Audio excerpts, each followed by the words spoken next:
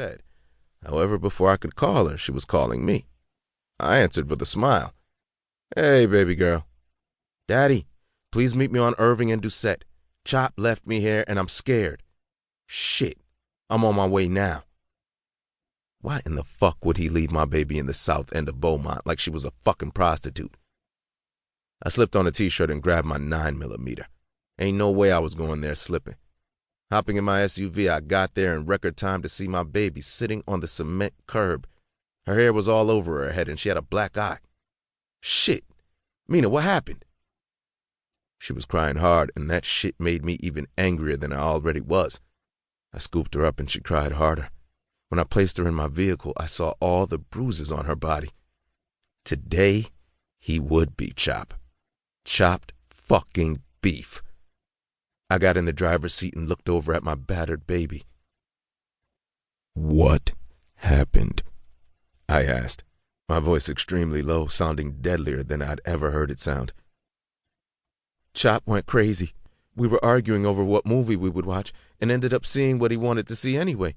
Then we argued over the restaurant we would eat at. It was like he was a madman tonight, and I don't know why. Finally, after we left the restaurant he wanted to go to and we got in his car, he just started swinging on me. His fists landed everywhere, Daddy, and I couldn't stop him." She cried. A tear dropped from my eye as I drove to the emergency room. I needed to get her checked out to be sure she was okay. "Where the fuck did he go?" I'd never done serious bodily harm to anybody, but that would change tonight. "I don't know, Daddy. I'm so sorry. You tried to warn me about him, but I didn't want to listen." Gently rubbing my fingers down the side of her face, I said, "Calm down, baby. This isn't your fault, okay? You couldn't have known he would flip like this. I didn't even see this coming. But I know exactly what's going to happen next." When I got to the hospital, I helped baby girl out and realized that her clothes were torn, practically falling off her. Glancing down at her legs, I could see them trembling and the bruises on her thighs. Being that she was light complexioned like her mother was, it wasn't hard to see. "Mina, did he rape you?"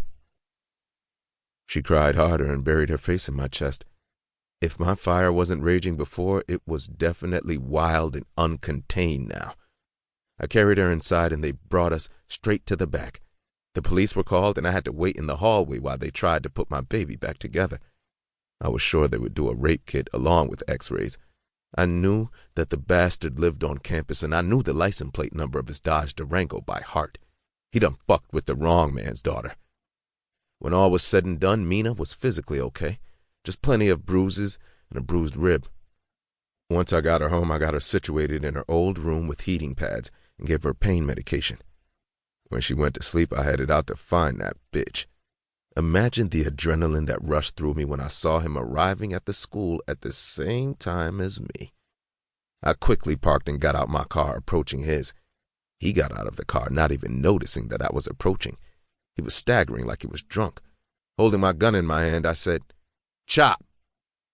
He turned around and was face to face with my 9. "Oh, fuck! What the hell?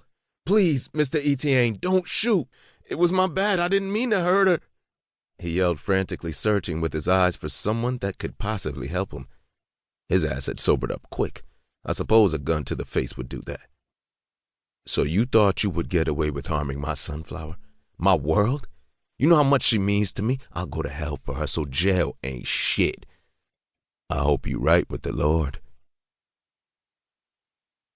1. Vance. 10 years later. "Daddy!"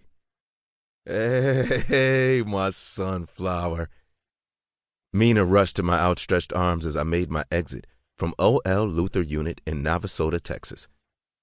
I'd served 10 years to the day for murder. Because I was on the grounds of an institution for higher learning, the crime was considered a federal offense. Swinging her around in my arms for the first time in years had me emotional as hell. After putting Mina down, I followed her to her car. My 21-year-old daughter was now 31 and a wife and mother. Killed me that I couldn't be there to give her away or even meet this new guy. She brought him to a couple of visitations, and I hoped that just by him knowing why I was in prison was reason enough to do right by her.